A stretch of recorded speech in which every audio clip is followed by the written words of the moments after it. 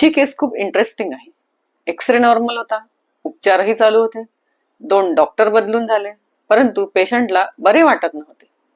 22 वर्षाचा मुलगा माझ्याकडे पाठदुखीची तक्रार घेऊन आला. आल्यानंतर मी त्याला पाठदुखी मागचे कारण सांगता येईल का असे विचारले. तो म्हणाला, क्रिकेट खेळताना मी पडलो आणि त्यानंतरच पाठदुखी सुरू झाली. त्याने लगेचच जनरल फिजिशियनला दाखवले. त्यांनी मेडिसिन लिहून दिले आणि आराम करायला सांगितलं.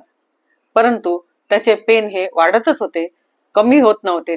त्यामुळे त्याने ऑर्थोपेडिक सर्जनला दाखवले. त्यांनी त्याला मेडिसिन लिहून दिले आणि आराम करायला सांगितलं आणि पुढील 4-5 दिवसामध्ये त्याला बरे वाटेल असे सांगितले. परंतु याच्या मनात एक वेगळीच भीती निर्माण झाली होती. ती म्हणजे माझ्या स्पायनल कॉर्डला काही इंजुरी तर नसेल ना, काही मेजर प्रॉब्लेम तर नसेल ना. त्याला डॉक्टरांनी सांगितले की तुला एक्सरे करण्याची काही गरज नाही. परंतु त्याच्या मनातील भीती त्याला स्वस्थ बसू देत नव्हती आणि त्यांनी डॉक्टरांना एक्सरे करायला सांगितला आणि तो एक्सरे पूर्णपणे नॉर्मल होता. त्यानंतर 2 दिवसांनी तो माझ्याकडे आला आणि त्याच्या मनातील भीती त्यांनी मला बोलून दाखवली. मी त्याला विचारले, तुम्हाला एवढी चिंता का वाटते?